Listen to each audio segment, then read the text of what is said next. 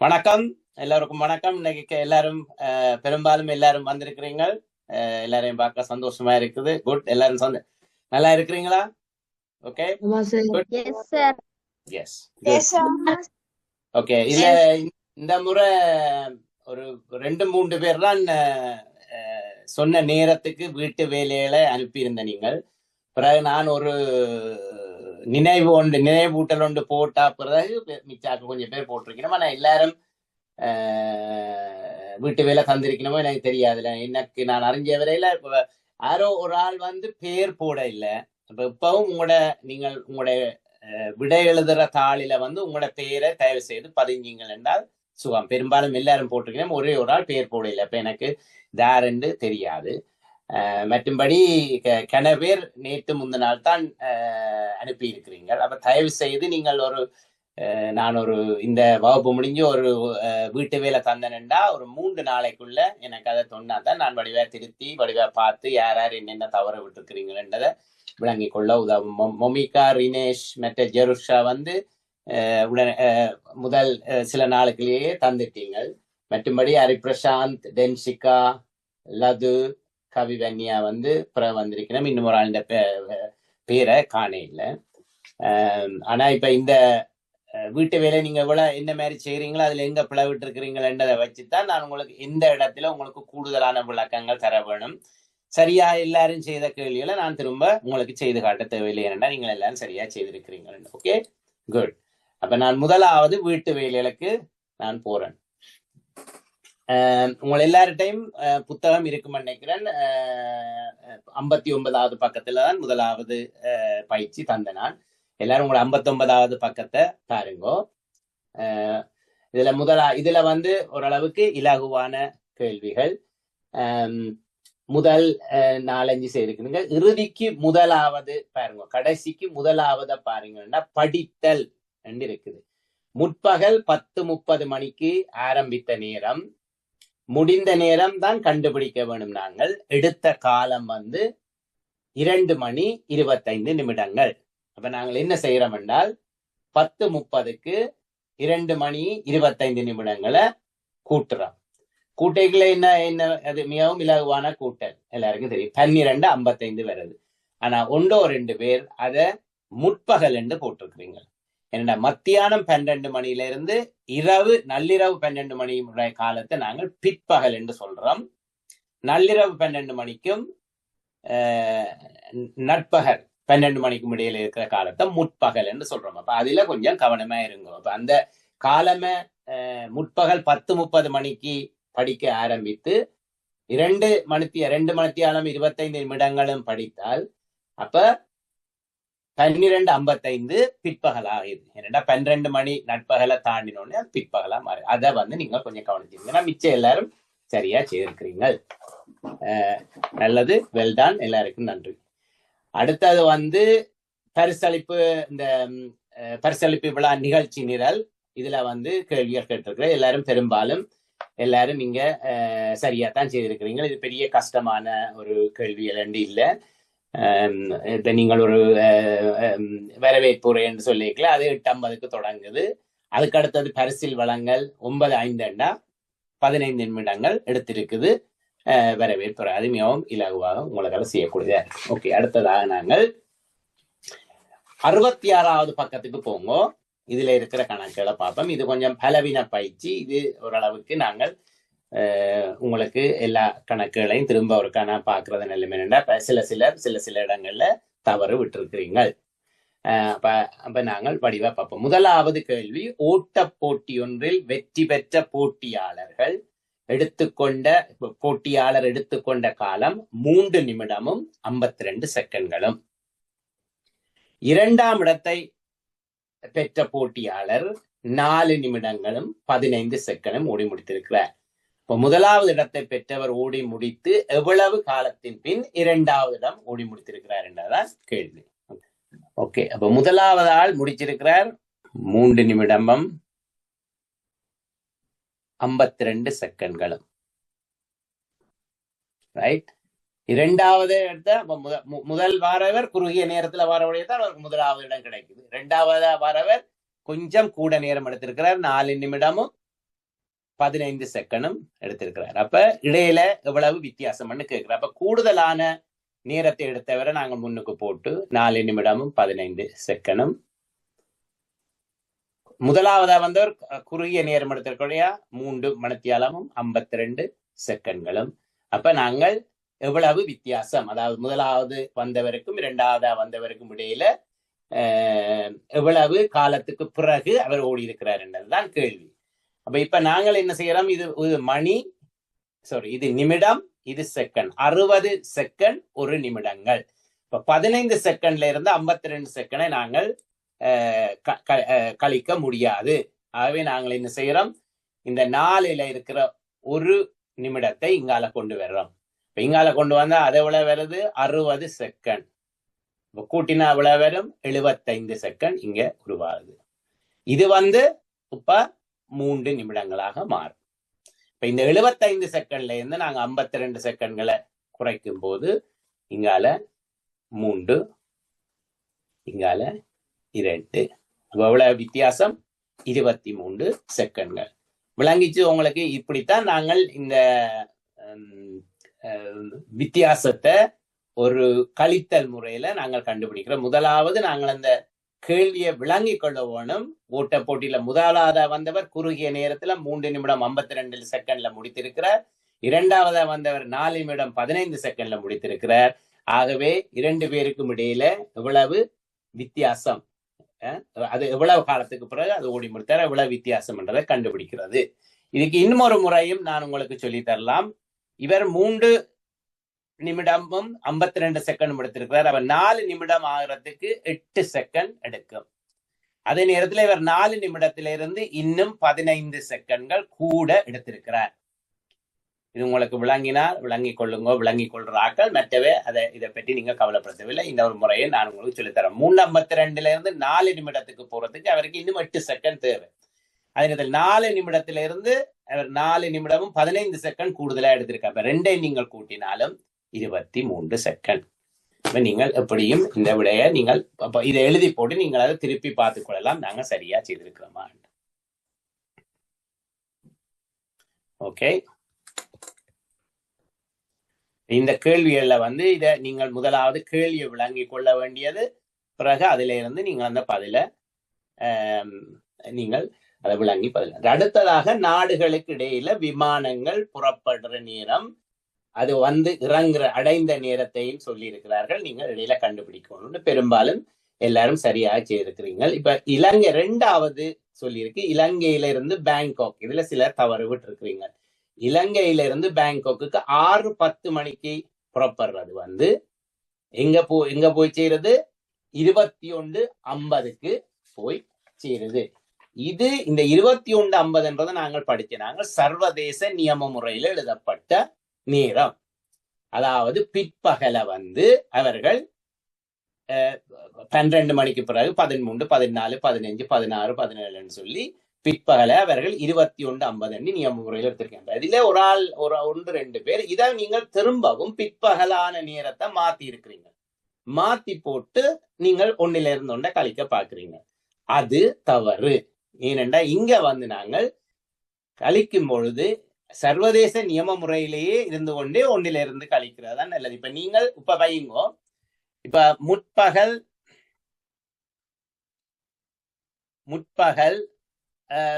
10 மணி என்று வைப்போம், ஒரு விமானம் வெளிக்கிடுது. பிற்பகல் 2 மணிக்கு போய் சேருது என்றால் இப்ப நீங்கள் 1ல இருந்து எவ்வளவு நேரம் இந்த விமானம் எடுத்திருக்குதுன்னு நீங்க கண்டுபிடிக்கணும்னா நீங்க அதை சர்வதேச நியம முறைக்கு மாற்றினால்தான் நீங்கள் அதை இலகுவா கண்டுபிடிக்க முடியும். இப்ப 2 மணியை நீங்கள் 2 மணி, அதாவது பிற்பகல் 2 மணியை சர்வதேச நியம முறையில 14. இப்ப புறப்பட்ட நேரம் 10. ஆகவே அவர் இந்த விமானம் பயணித்த நேரம் 4 மணித்தியாலம். இப்ப விளங்கிச்சு என்ன மாதிரி நான் செய்யறேன்னு. இப்ப இப்படி நீங்க செய்யல சர்வதேச நியம முறையில இருக்கிறது, அதாவது இப்படி இருக்கேக்க நீங்கள் சர்வதேச நியமம், அதாவது பொருங்கோ 2 6:10 புறப்பட்ட விமானம் இப்ப 21:50 போய் இறங்குது என்றால் நீங்கள் அத ஒரு சிலர் ஐயோ அது நீங்க என்ன செய்திருக்கிறீங்கள் என்றால் அத 9:50 பிற்பகல் 9:50 மாத்தி போட்டு சரியோ பிற்பகல் 9:50 மாத்தி போட்டு இப்ப நீங்கள் சொல்றீங்கள் 3 மணித்தியாலம் 40 நிமிடம் எடுத்திருக்கேன். அது தவறு. அல்ல நீங்கள் வடிவா உணர்ந்து கொள்ளுங்க. என்னென்னா நாங்கள் இந்த கணக்குகள் வீட்டு வேலைகள் தந்து இதை திருத்துறது என்னன்னா நீங்கள் விடுற தவறுகளை நீங்க உணர்ந்து கொள்ள வேணும்ன்றதுக்காக. அப்ப இங்க வந்து நீங்க அப்படி மாற்றி செய்ய முடியாது. ஏனென்றா காலமே 6:10 வெளிக்கிட்டு இருக்குது. 21:50 சொன்னால் பிற்பகல் 9:50 போய் சேர்ந்திருக்கு. அப்ப இடைப்பட்ட நேரம் 3 மணித்தியாலமா இருக்குமோ? இல்ல. அப்ப அதைத்தான் நீங்கள் இந்த முறையில மாத்துறது தவறு. அப்ப நீங்கள் இப்படியே சர்வதேச நியம முறையில வச்சு இந்த கணக்கை நீங்க செய்யணும். அப்ப இங்க 21:50 தரை இறங்கி இருக்குது, 6:10 அது புறப்பட்டு இருக்குது. அப்ப எவ்வளவு இது உங்களுக்கு இலகுவாக கழிக்கலாம். 40 நிமிடம் இங்கால நீங்க கழிச்சிங்கன்னா எவ்வளவு?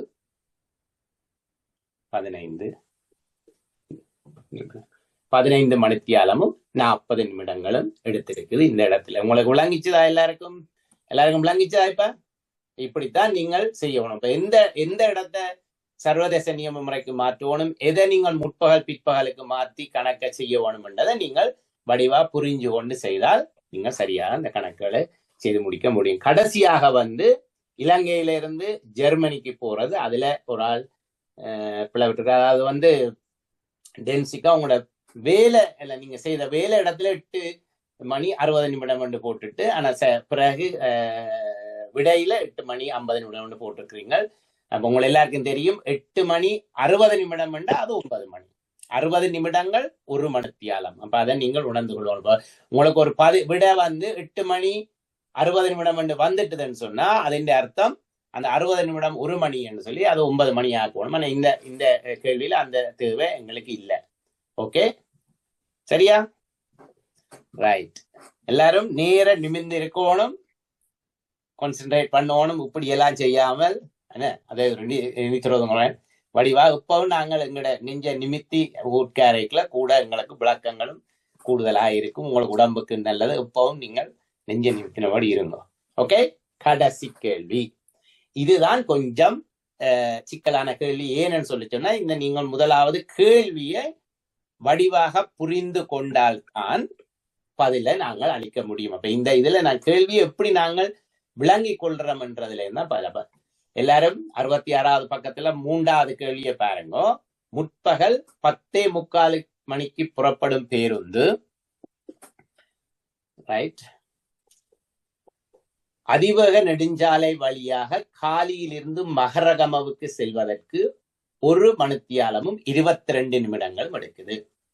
இப்ப 10:45 10 மணி 45 நிமிடத்துக்கு முற்பகல் வெளிக்கிடுது. அது மகரகமாவுக்கு போறதுக்கு 1 மணித்தியாலம் 22 நிமிடம் எடுக்குது.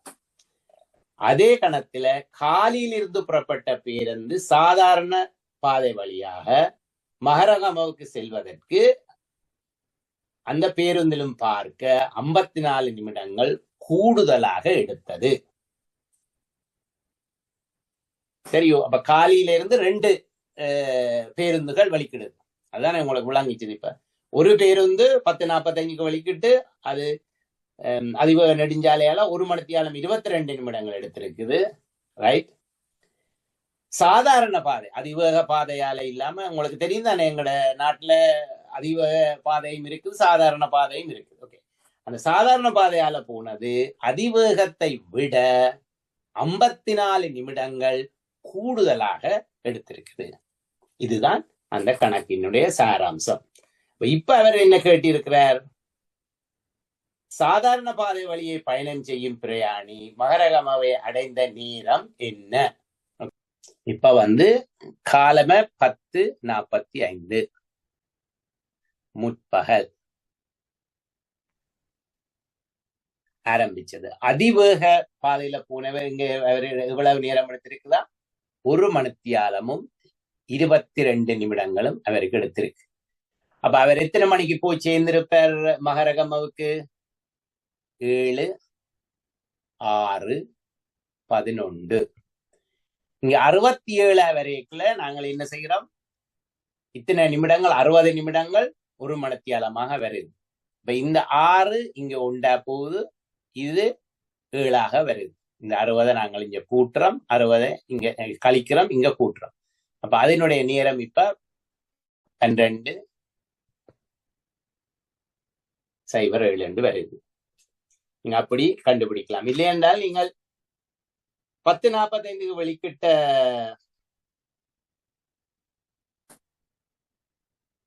12 அங்க போய் சேர்ந்திருக்குது. மற்றவர் இன்னும் 54 நிமிடங்கள் கூடுதலாக எடுத்திருக்கிறார். அதிவேக சாலை எங்க போயிருக்கு? 10:45 வெளிக்கிட்டு 1 மணித்தியாலம் 22 நிமிடங்கள் போனால் இங்க என்ன போடுது? 12:07 போய் சேர்ந்திருக்கு. மற்ற சாதாரண பாதையில போனது 54 நிமிடங்கள் கூடுதலாக அங்க போயிருக்கிறார். அப்ப இப்ப அவர் போய் சேர்ந்த நேரம் இருக்கும் 7 நாளும் இங்க 1 ரைட், 1 கூட்டினா 61, இங்கால 12. இப்ப இங்க நாங்கள் என்ன பார்க்கிறோம்? இந்த 61ன்றது 1 மணியும் 1 நிமிடங்களும். அப்ப 1 மணியை நாங்கள் இங்கால போட்டா 13, இங்கால அந்த 60 எடுத்தால் 1. அப்ப அது சர்வதேச நியம முறையில 13 மணி 1 நிமிடத்துல போய் சேர்ந்திருக்குது. எது சாதாரணமான போன பேருந்து அந்த நேரத்துல போயிருக்கு. நீங்கள் இத பல முறைகள்லையும் இத கண்டுபிடிக்கலாம். இது ஒரு முறை. ஓகே, இப்ப நீங்க பாக்குறீங்க, இப்படி பாருங்க. ஆரம்பித்த நேரத்தை விடுவோம், அது ஒரு பக்கம் 10:45. அதிவேகமாக போனதுக்கு எடுத்த நேரம் 1 மணி 22 நிமிடங்கள். சாதாரணமாக போனது இன்னும் 54 நிமிடங்கள் கூடுதலாக எடுத்திருக்குது. இப்ப இந்த அதிவேகமானது 1 மணி 22 நிமிடம் எடுத்தா, மற்ற சாதாரண பஸ் அதை விட இன்னும் 54 நிமிடங்கள் கூட எடுத்திருக்கு. அப்ப அது போறதுக்கு முழுமையாக எடுத்த நேரம் என்ன? அதாவது சாதாரணமான இந்த பஸ் எடுத்த முழுமையான நேரம் 2ஐ நாங்கள் கூட்டணும். 6, 7, 1. இந்த 76ல நாங்கள் இப்ப 60 இங்க கழிக்கிறோம். சரியோ? இந்த 60 இங்க 1ஆக வருது. அப்ப இத கூட்டுறோம். அப்ப இப்ப என்ன நடக்குது? 2, இத கழிக்க 16. சரியோ? இந்த 2 மணித்தியாலமும் 16 நிமிடங்களும் எடுத்து சாதாரண பஸ் காலியில இருந்து மகரகமக்கு போறதுக்கு ஆரம்பித்த நேரம் 10:45 நிமிடங்கள். 10:45 ஆரம்பித்த நேரம். சரியோ? இவ்வளவு நேரம் எடுத்திருக்குது. 2 மணித்தியாலமும் 16 நிமிடங்களும் எடுத்திருக்கு. இப்ப பாத்தீங்களா, இங்க 1, 6 ரைட், இங்கால 12. இந்த 6 61 நிமிடங்களை இங்கால நாங்கள் கொண்டு வரைக்கல. இந்த 60 இங்கால கழிக்கிறோம், இங்கால இந்த 1 கூட்டுறோம். சரி, இது இங்க நிமிடங்கள்ல இருந்து மணிக்கு போகுது. அப்ப 13 மணி 1 நிமிடம். நீங்க 2 முறையால செய்தாலும் உங்களுடைய விடை ஒரே விடையாத்தான் வருது. நீங்கள் உங்களுக்கு விரும்பின முறையால நீங்கள் இதை உங்களுக்கு எது சுவமோ எதை விளங்கி கொள்றீங்களோ அதே மாதிரி அதே முறையில நீங்கள் செய்யலாம்.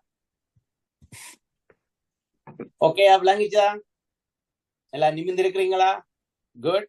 2 முறையிலையும் செய்யலாம். நீங்க விரும்பின முறையில இந்த கணக்கு செய்யலாம். இது கொஞ்சம் கஷ்டமானது. கஷ்டம்னு நான் சொல்ல மாட்டேன். அந்த எழுதி இருக்கிறத சரியா விளங்கி கொண்டு அதை நாங்கள் கிரகித்து கொண்டு பிறகு என்ன முறையில அந்த பதிலை அடைய போறோம்னு சொல்லி நாங்கள் 2 முறையாலையும் நீங்க விரும்பின முறையில செய்யலாம். 10:45 இருந்து 1 மணித்தியாலம் 22, 54 நிமிடங்கள் கூட எடுத்திருக்கு நீங்கள் போலாம். Okay, good. இந்த இது நாங்கள் முடிஞ்சு கொண்டு நாங்கள் அடுத்த தலைப்புக்கு போவோம்.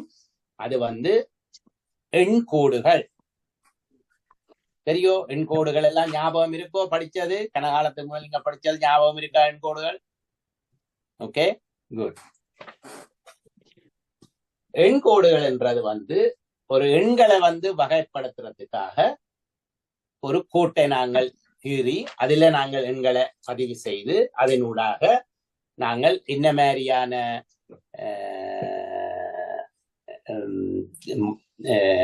அவதானங்களை செய்ய முடியும் என்று பார்க்கிறது தான் எண்கோடுகள். சரியா? நாங்க ஒயிட் போர்டுக்கு போவோம், அப்ப உங்களுக்கு தெரியும். அப்ப எண்கோடுன்றது பேசிக்கலி இப்ப பாத்தீங்கன்னா ஒரு சாரி வேண்டாம், அது கொஞ்சம் பெருசா வந்துட்டு ஒரு கோடு. இந்த கோட்ல எண்களை அவர்கள் போடுறார்கள், முழு எண்களை. இப்ப நாங்க முதலாவது ஆரம்பத்துல விளங்கி கொள்றதுக்காக பூச்சியம் என்ற எண்ணை போடுறோம். பிறகு நாங்கள் இதுல 1 2 3 4 5 இப்படியே போய்கொண்டிருக்கும். இது இந்த எண்கோடுகள் வந்து வலது பக்கத்தால போய்கொண்டிருக்கும் பொழுது, வலது பக்கத்தால போய்கொண்டு அது அதனுடைய இது எண்கள் அதிகரித்துக் கொண்டே போகும். சரியோ?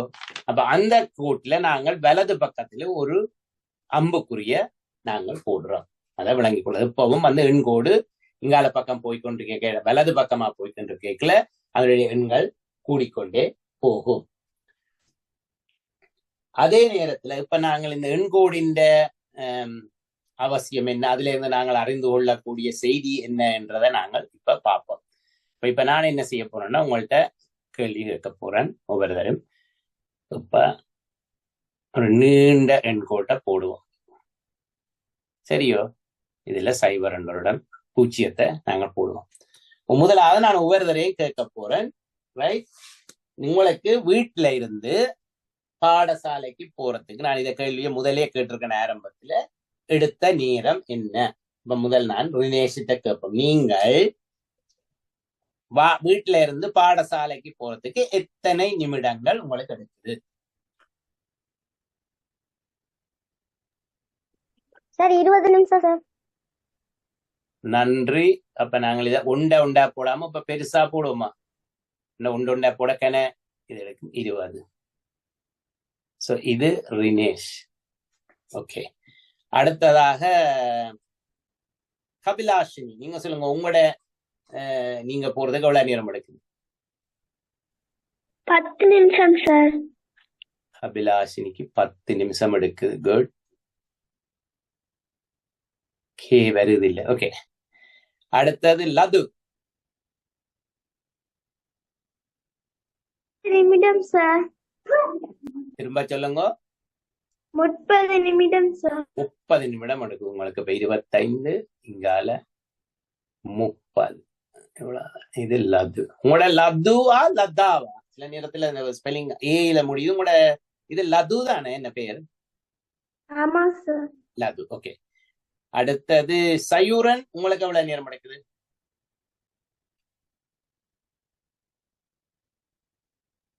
10 நிமிடங்கள் சார். ஓகே. அவரும் அதே மாதிரி 10 நிமிடங்கள். கபிலாஷினிக்கும் 10 நிமிடம், சயூரனுக்கும் 10 நிமிடம். கவிவன்யா 5 நிமிடம் சார். ஓ, கவிவன்யா 5 நிமிடத்திலே போய் சேர்ந்துட்டீங்க. உங்களுக்கு கிட்ட. என்னத்துல போற நீங்கள்? நடந்த சார். அப்ப கிட்ட, பாடசாலைக்கு கிட்ட இருக்கிறீங்க. குட். உபலட்சிய இன்னைக்கு வேற இல்ல போல. மற்ற ஜெருக்ஷா 10 நிமிடம் சார். ஜெருக்ஷா 10 நிமிடம். கூடுதலான பேருக்கு 10 நிமிடம் தான் எடுக்கு. ஷானா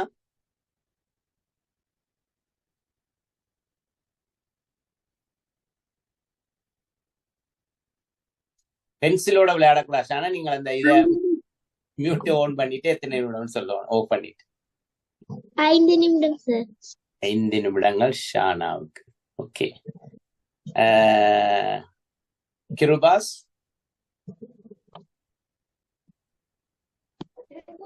30 நிமிடம் சார். 10 நிமிடமா கிருபாஸ்? 30 நிமிடம் சார். 30 நிமிடம் சார். ஓகே. எனக்கு கேட்டது பாப்போம். ஹரி பிரசாந்த் 15 நிமிடம் சார். 15? ஓம் சார். ஹரி பிரசாந்த் 15 நிமிடங்கள். டென்ஷிகா 25 நிமிடங்கள் சார். இப்போ பாத்தீங்க ஒவ்வொரு விதமான முடிவுக்கு போறீங்க. அனுரிச்சன் 15 நிமிஷம் சார். மொமிகா 20 நிமிடம் சார். மொமிகா கவிஷான் அவர் ஒரு ஆளத்தான் விட்டு கவிஷான் 25 நிமிடம் சார். ரைட். இப்ப இதுல இருந்து நாங்கள் என்ன, இதுதான் எண்கோடு. இது நான் உங்களோட ஒவ்வொரு வகுப்பிலையும் உங்களோட நான் இணைந்து கதைச்சு தனியா நான் கதைக்கிறேன், நீங்க கேட்காம ஒரு 2 பேருக்கும் இடையிலே ஒரு கருத்து வேலை வரணும்ன்றதுக்காக நான் இதை நான் கேட்டேன்.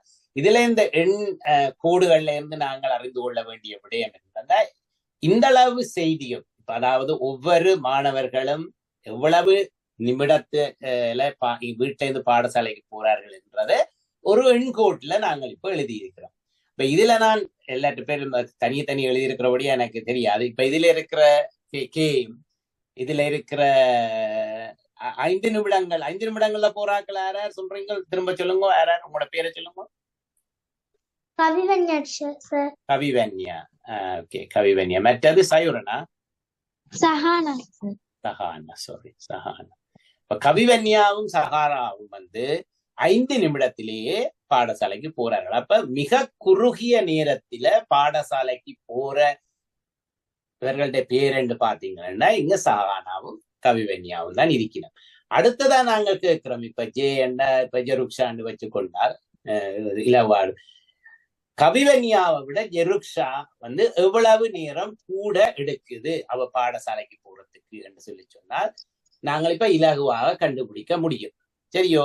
இப்ப கபிலாஷினி சொல்லுங்க. அப்பம் கவிவன்யா விட ஜெருக்ஷா எவ்வளவு நேரம் கூடுதலா எடுக்குது பாடசாலைக்கு?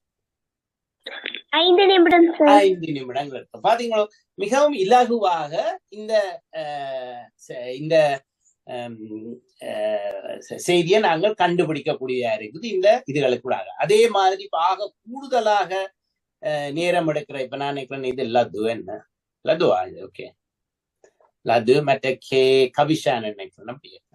இப்ப இவர்கள்லாம் ஆகலும் கூடுதலான நேரம் எடுக்கிறார்கள் பாடசாலைக்கு போறதுக்கு. அப்ப இப்ப லது கவிவன்யாவை விட எவ்வளவு நேரம் கூட எடுக்கிறா பாடசாலைக்கு போறதுன்றத இப்ப கிருபா சொல்லுங்க பாப்போம். இது கவிவன்யா, இது லது. இவர்கள் அதாவது கவிவன்யாவிட லது எவ்வளவு கூடுதலான நேரம் பிரயாணம் செய்யலாம் பாடசாலை?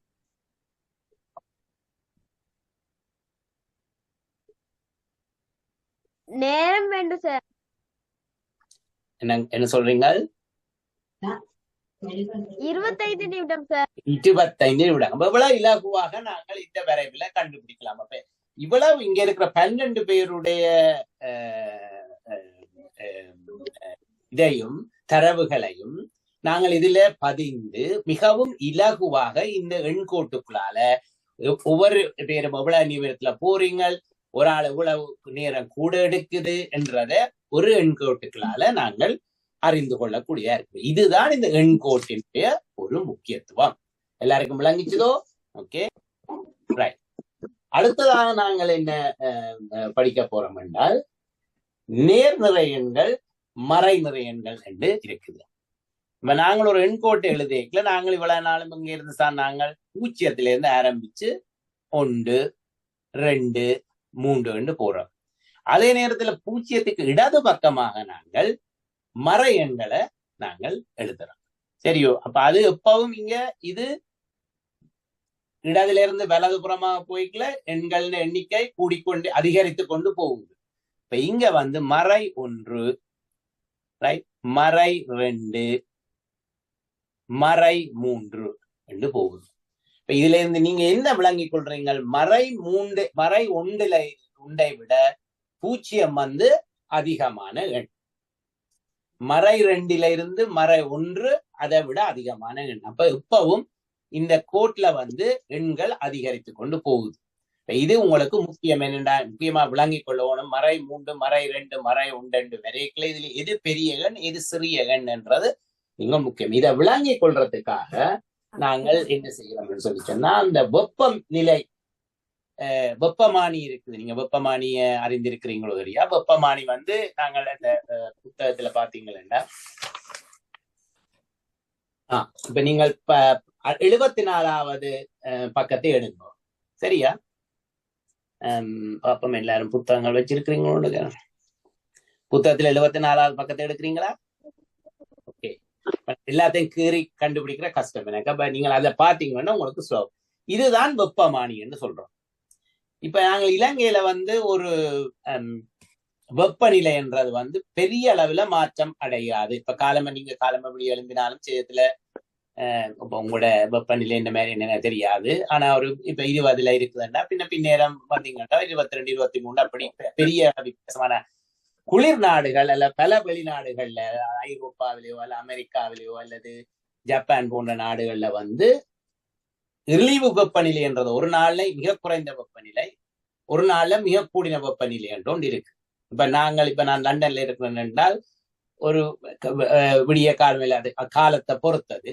விடிய காலம் 2 மணிக்கு நான் எழும்பினேன் என்றால் 2 மணிக்கு பாத்தீங்களேன்னு சொல்ல சொன்னால் வெப்பநிலை வந்து 2 பாகையா இருக்கும். அதே நேரத்துல பின்னேரம் பிற்பகல் 2 மணிக்கு பாத்தீங்கன்னா 12, 13 பாகையா இருக்கலாம். அப்ப 10, 15 அப்படி என்று வித்தியாசப்படும் ஒரு நாள்லயே. அதைத்தான் இங்க இந்த வெப்பமானிய பாவிக்கிறார்கள். ரைட்? ஷானா நிமிந்திருங்கோ, சயூரன் நிமிந்திருங்கோ. ரைட்? அப்போ நாங்கள் நிமிந்து அலர்ட்டா இருக்கணும் எப்போமா. ரைட்? அப்ப அந்த வெப்பநிலையை நாங்கள் காண்றதுக்கு தான் இந்த மறை எண்கள் என்றது வருது. எங்க மறை எண்கள் என்னன்னா குளிரா இருக்கல. உங்களோட பதிலை குளிர் இருக்குதானே, என்ன குளிரா இருக்கு. இதை விட பல மடங்கு குளிரான தேசங்கள்ல தான் நாங்கள் மற்ற நாடுகள் நோர்வே அல்ல கனடாண்ட இன்னும் வசிக்கணும். அப்ப அவை இந்த வெப்பநிலை வந்து மறை எண்களுக்கு போகும். நேர் இதழ மட்டுமல்லாமல் நேர் நிற எண்களை மட்டும் மறை எண்களுக்கு போயிடும்.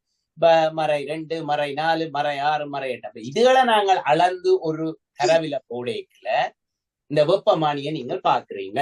அதாவது ஃபாரன்ஹைட் செல்சியஸ் என்றது FCN இந்த புத்தகத்துல பாக்குறீங்க. சரியா? பாக்குறீங்களா புத்தகத்துல? எல்லாருக்கும் அந்த புத்தகம் இருக்கோ? 74வது பக்கம். அதுல இந்த வெப்பமானியை கண்டுட்டீங்களோ? அதுல வந்து செல்சியஸ்ல அவர்கள் மறை 40ல இழிவு அது அங்க இருந்து ஆரம்பிச்சு நிறை 50 மட்டும் அவர்கள் குறிச்சிருக்கிறார்கள். இப்ப ஒவ்வொரு இடத்திலும் இப்ப நீங்க இப்ப ஒரு தரவு தந்திருக்காரு. நியூயார்க்ல வந்து இழிவு வெப்பநிலை மறை 2, உயர் வெப்பநிலை 15. அப்ப இதுகளை வந்து நாங்கள் ஒரு இப்படியான இது ஒரு எண்கோட்ல அடிப்படையாக வைத்து செய்யப்பட்ட ஒன்றுதான் இந்த வெப்பமானியை அவர் விளங்கப்படுத்துறாரு. அப்ப அவர்களுக்கு இப்ப விளங்கும். அப்ப மறை 2ஐ விட இப்ப பாரிஸ்ல இழிவு வெப்பநிலை என்னன்னு எழுதி கிடக்குது. பொருங்க பாப்போம், கேட்டு பாப்போம். பாக்கினம் உண்டு. இப்ப ஷானா சொல்லுங்க பாப்போம், என்ன போட்டு கிடக்கு பாரிஸ்ல வந்து இழிவு வெப்பநிலை என்ன?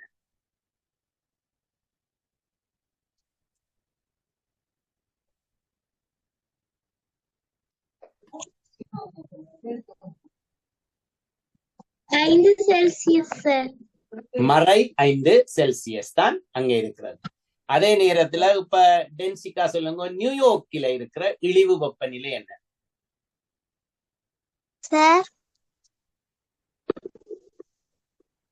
நியூயார்க் நகரத்துல அந்த நீங்க என்னங்கோ புத்தகம் தெரியுதா? என்னங்கோ? ஆமா சார், எடுத்துருக்கேன் சார். விலங்கு இல்ல. புத்தகம் இருக்கா உங்கள்ட்ட? ஆமா சார். அப்ப என்ன அதுல மேல அந்த முதலாவது வரியில நியூயார்க் போட்டு இழிவு வெப்பநிலை போட்டிருக்கீங்களோ, என்ன போட்டிருக்குது? ஆமா சார், நியூயார்க் சார். நியூயார்க்ல இழிவு வெப்பநிலை இந்த தரவு என்ன போட்டிருக்கு? இழிவு வெப்பநிலைக்கு கீழே தெரியாது. மறை 2. ரைட், அவ்வளவுதான். மறை 2. அப்ப முதல் நாங்கள் பார்த்தோம் பாரிஸ்ல வந்து மறை 5 இருக்குது. நியூயார்க்ல வந்து மறை 2 இருக்குது. அப்ப இப்ப நான் கேட்க போறேன், இப்போ ஒரு ஆள்கிட்ட யார்கிட்ட கேட்போம், ஜெருக்ஷா சொல்லுங்க, இதுல எது பெரிய எண், எது சிறிய எண்?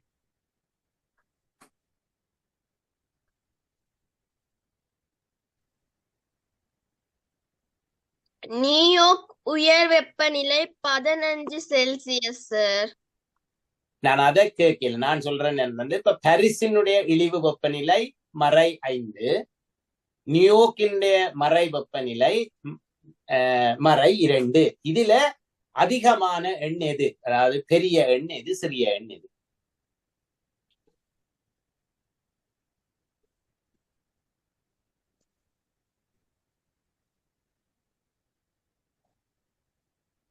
சார் மறுபடியும் ஒரு தடவை கேள்வியை சொல்ல முடியுமா? பாரிஸினுடைய இழிவு வெப்பநிலை மறை 5 செல்சியஸ் போட்டிருக்குது. நியூயார்க்கினுடைய இழிவு வெப்பநிலை மறை 2 டிகிரி செல்சியஸ் போட்டிருக்கு.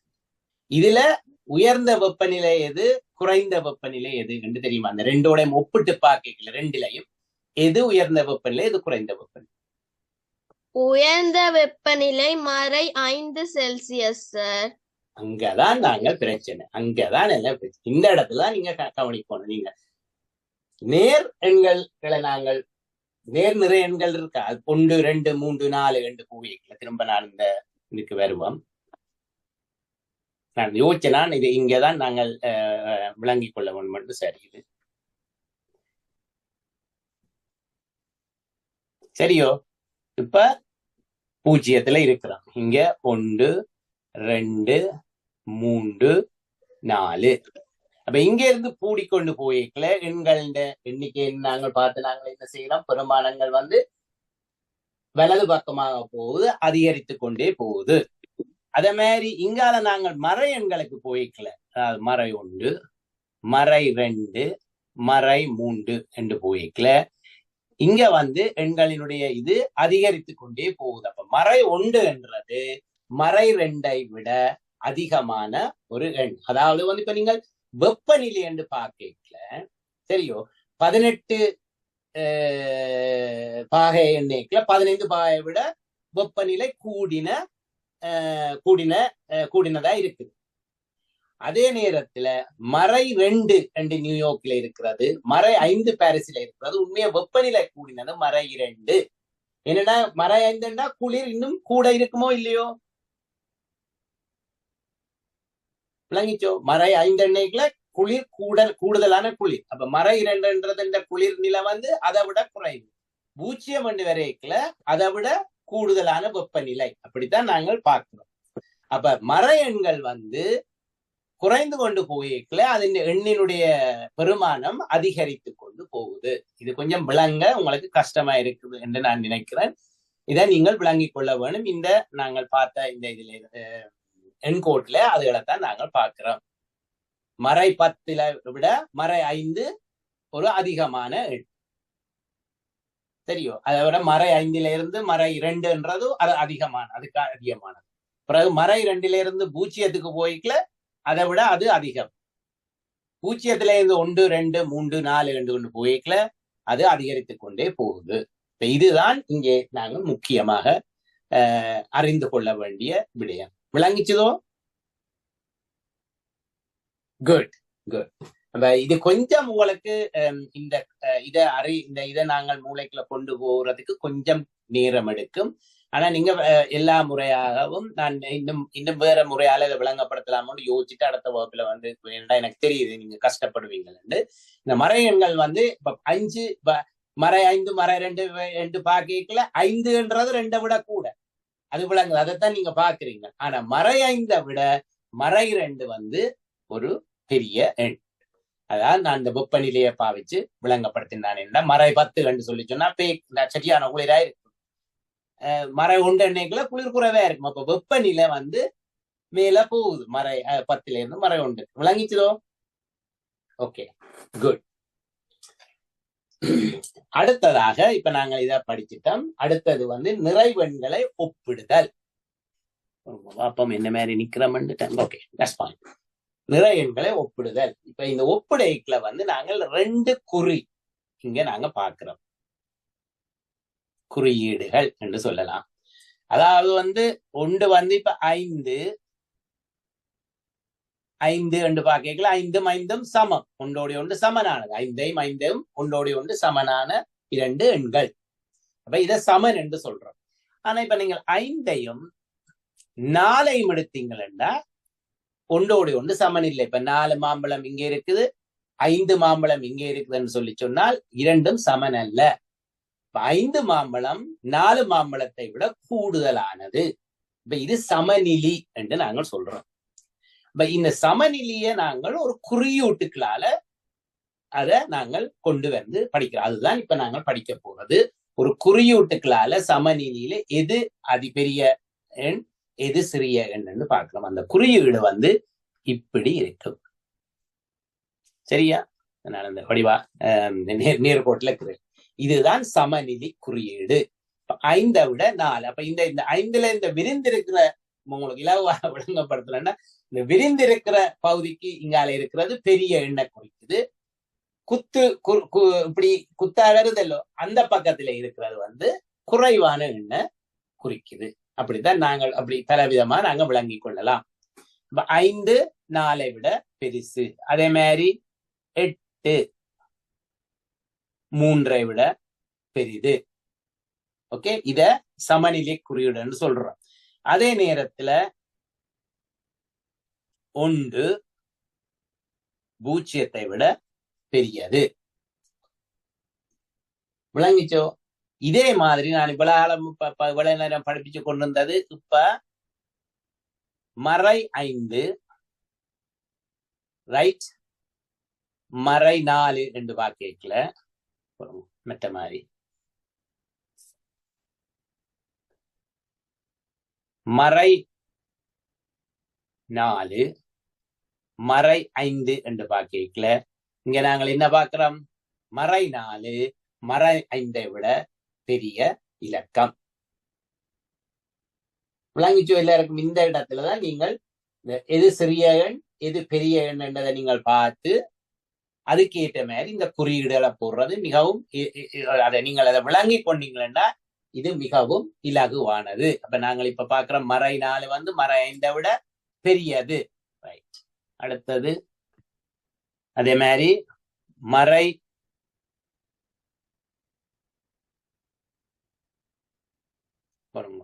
முதல் பார்த்தாங்க மறை 2 மறை 3 விட பெரிய எண். இதே மாதிரி நாங்கள் அடுத்த குறியீடு என்ன செய்கிறோம் என்றால், குறைந்த எண் முன்னுக்கும் கூடின எண் பின்னுக்கும் வரைக்கும் நாங்கள் இந்த குறியீடை பாவிக்கணும்னு பார்க்கிறோம். சரியோ? அப்ப இப்ப நீங்கள் வையுங்கோ, இப்ப 1 5 இப்படி வரைக்குள்ள என்ன குறியீட்டை நாங்கள் பாவிக்கிறோம் என்று சொல்லி சொன்னால் அதுக்கு எதிர்மாறான குறியீட்டை பாவிக்கலாம். இப்ப இங்க என்ன நடக்குது? 1 என்றது சிறிய எண், 5 என்றது பெரிய எண். அப்ப இந்த குறியீடு நாங்கள் மாற்றி மெட்ட பக்கமா வருது. 1 5 விட சிறியது என்றதை குறிக்கிற குறியீடு இப்படி. அதே நேரத்துல நாங்க முதல் படிச்சோம் 5 1 விட பெரியது என்ற குறிக்கிறது இந்த குறியீடு.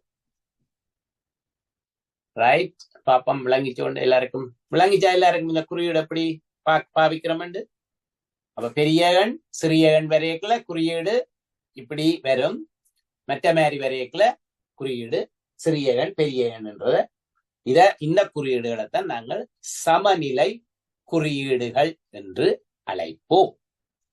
சரியா? அப்ப நான் இப்ப உங்கள்கிட்ட எல்லாம் எழுதி போட்டு ஒவ்வொருவர்கிட்ட சரியா தவறான்னு கேட்க 5 3 ரைட். மோமிகா சொல்லுங்க, இது சரியா தவறா? தவறு சார். தவறு. கட்டிக்காரி. ரைட். இது சரி. இதை நாங்க வெட்டி போட்டு அடுத்ததாக 0 2 கபிஷான் சொல்லுங்க, அப்பம் சரியா தவறா? சரி சார். சரி, குட். வெல்தான். அடுத்ததாக 7 மறை 8 அனுரித்திக்ஷன் பிழை சார். பிழை. கெட்டிக்காரன். பிழை. ஏனென்றா இது மறை, இது நேர் எண்கள். அப்ப இது வந்து அதை விட பெரியதாண்டபடியா அது பிழை. ரைட். அடுத்ததாக 4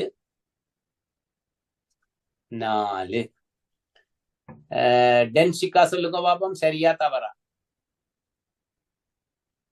பிழை சார். பிழை.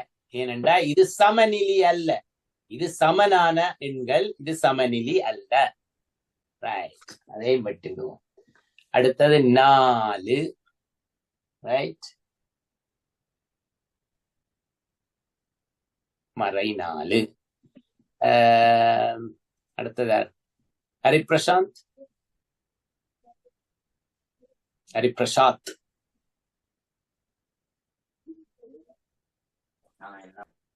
பிழை. பிழையா?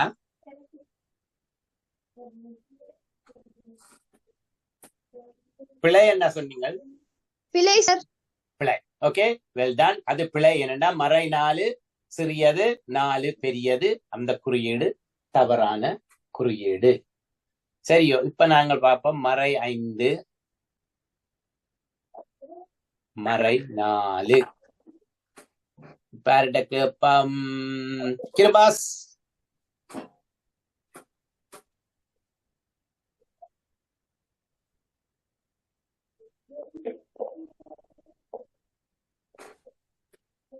சரி சார்.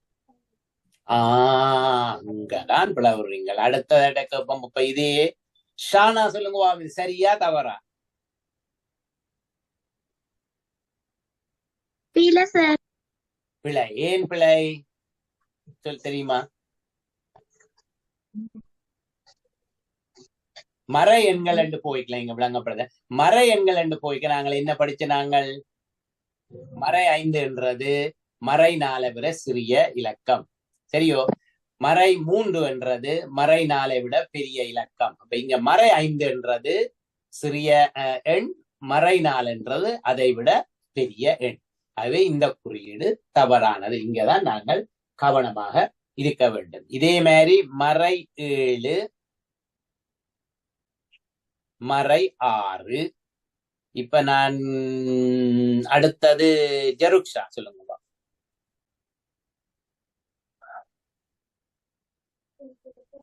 சரியா? சரி. ஏனென்றா மறை 6 மறை 7 விட பெரிய எண். ஆகவே நாங்கள் இந்த குறியீட்டை சரியாக போட்டிருக்கிறோம். இப்ப உங்களுக்கு இதெல்லாம் விளங்கி இருக்கும் என்று நினைக்கிறேன். Right.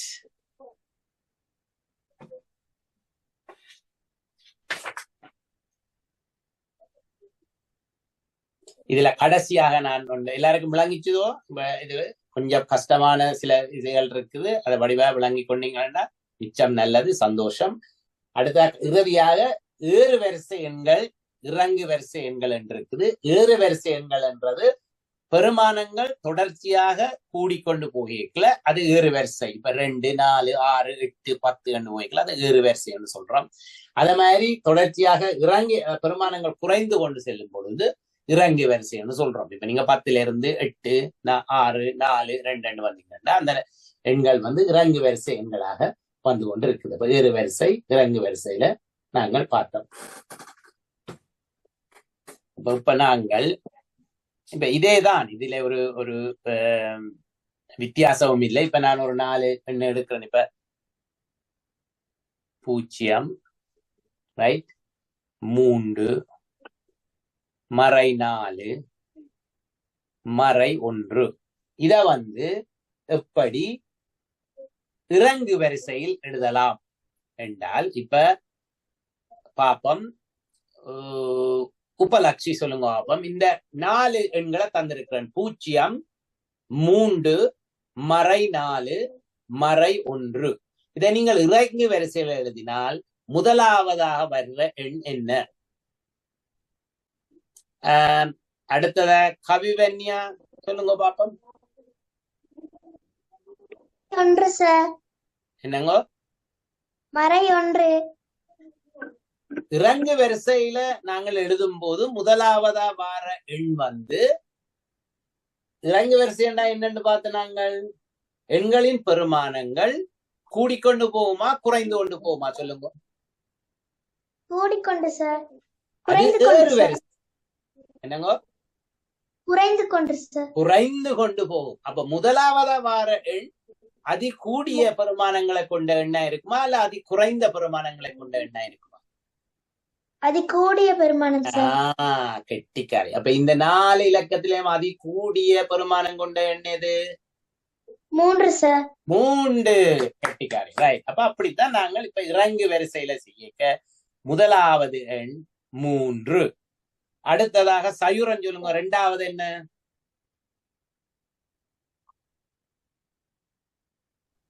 0 sir. 0. Well done. Good, good.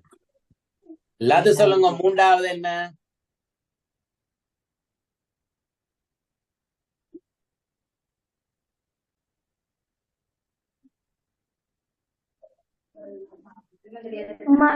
மறை ஒன்று சார். மறை 1. இறுதியாக நான் கேட்க தேவையில்லை. மறை 4. இது எங்க? இது என்ன வருது? இதை நாங்கள் என்னன்னு சொல்றோம்? இறங்கு வரிசை. இறங்கு வரிசை என்றா என்ன சொல்லுறோம்? இறங்கு வரிசை என்றா என்ன சொல்றோம்? எண்கள் பெருமானங்கள் குறைந்து கொண்டு போகுது. சரியோ? ரைட். அடுத்ததாக நாங்க பார்க்கிறது ஏறு வரிசை. இப்ப நாங்கள் பார்க்க போறோம் 0, 2,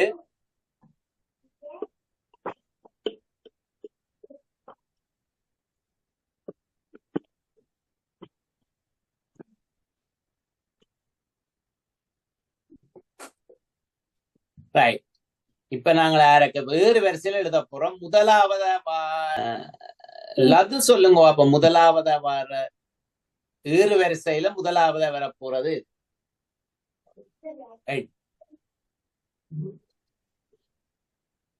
மறை 4. மறை 4. கட்டிக்காரி. குட். மறை 4. அடுத்ததாக கபிலாஷினி சொல்லுங்க. அடுத்ததா என்ன வரும்? மறை 2. மறை 2. கட்டிக்காரி. அக்ஷயா சொல்லுங்க. அடுத்தது ஏறு வரிசையில் எழுத போறோம். முதலாவது மறை 4 மிக குறைந்த எண். மறை 2. அதுக்கு அடுத்தது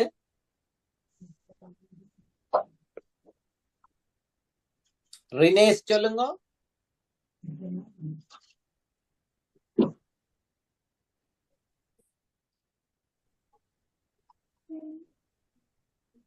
சார் மறை 2.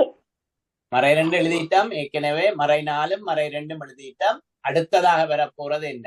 ஏறு வரிசை.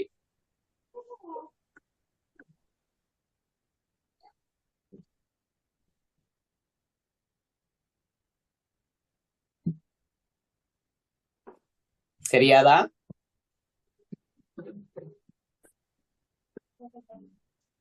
திரும்ப வருவோம். மொமிகா சொல்லுங்க பாப்போம். மறை 1. அடுத்தது மறை 1. கட்டிக்காரி. அதுக்கு அடுத்தது கவிஷான் சொல்லுங்க. அடுத்தது எது?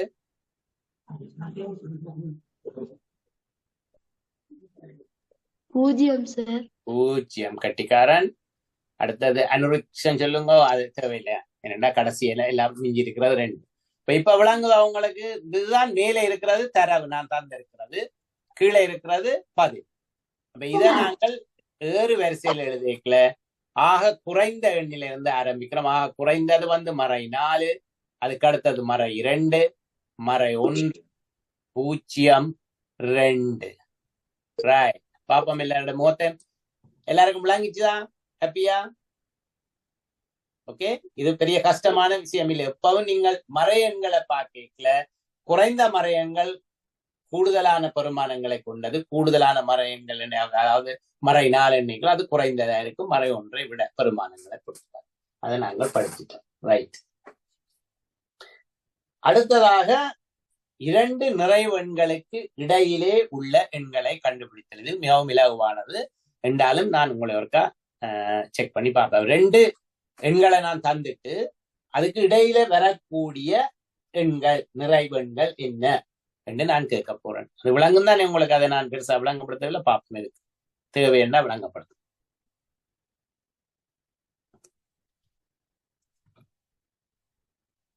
ரைட், இப்ப நான் மறை 3 ரைட், அடுத்தது மறை 1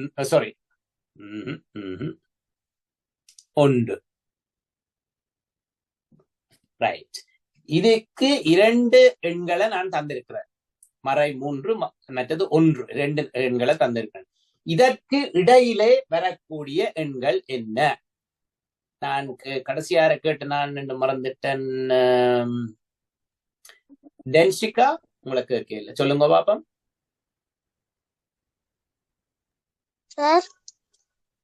நான் 2 இலக்கம் தந்திருக்கிறேன், மறை 3 மற்றது 1.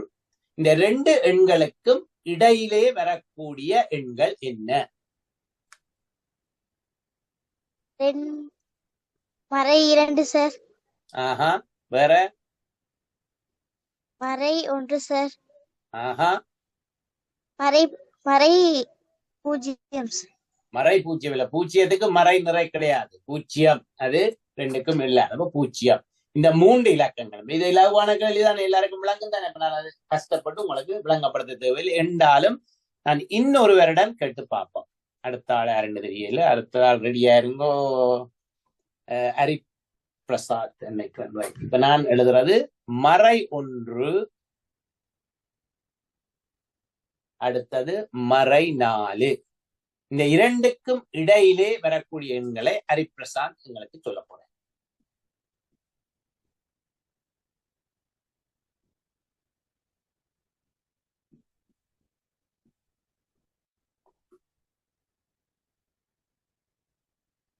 கஷ்டமா?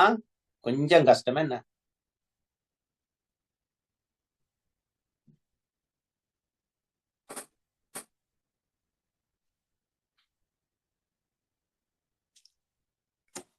அடுத்த ஆள்கிட்ட கேட்டோம். கிருபாஸ்,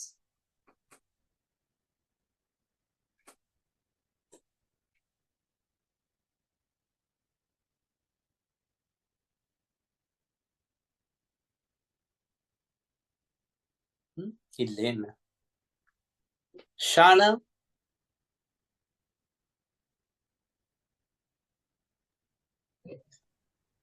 மறை 2 மறை 3 சார். அதுதான், அவ்வளவுதான் விஷயம். இந்த மறை 1க்கும் மறை 4க்கும் இடையில இருக்கக்கூடிய 2 எண்கள் மறை 2 மறை 3. சரியோ? இது விளங்கிச்சோ? இது விளங்கினால் இந்த முழு இன்னைக்கு படிச்ச முழு தலையங்கத்துல படிச்ச இதுகளும் முடிஞ்சது. எல்லாருக்கும் விளங்கி இருக்கும்னு நான் நினைக்கிறேன். நான் உங்களுக்கு இதுக்குரிய வீட்டு வேலைகளை தாரன். பெரிய கஷ்டமா உங்களுக்கு இருக்காது. இருந்தாலும் நீங்க செய்து போட்டு எனக்கு தயவு செய்து எவ்வளவு வெள்ளனை அனுப்ப முடியுமோ அவ்வளவுக்கு அனுப்புங்க. ஒரு 3 நாளைக்குள்ள புதன்கிழமைக்குள்ள எனக்கு அனுப்பினீங்கள் என்றால் நல்லது. அப்புறம் நாங்கள் அடுத்த இதுல மதிப்பிடுதல் மற்றும் தட்டுதல் என்றதை பார்த்து கொண்டு போவோம். எல்லாரும் சந்தோஷமா? எல்லாம் விளங்கிச்சுதான்? ஓகேயா? குட். எல்லாரும் எனக்கு எல்லாரும் வந்திருக்கிறது, இன்னைக்கு எல்லாருமே வந்திருக்கிறீங்க பெரும்பாலும், மிகவும் சந்தோஷம். அதே மாதிரி ஒவ்வொரு வகுப்புக்கு நீங்கள் ஒழுங்கா வந்து இருந்து படிச்சீங்கள் என்றால் நாங்கள் இலகுவாக எல்லா எங்களுடைய இதில் ஏழுமான அளவு தலையங்கங்கள் முடிச்சு கொண்டு போகலாம். நன்றி, நன்றி, நன்றி. Thank you, sir. Thank you, sir. Trichy கொண்டு சொல்லுங்க. Thank you, sir. Thank you. Thank you, everyone. Bye bye. Bye.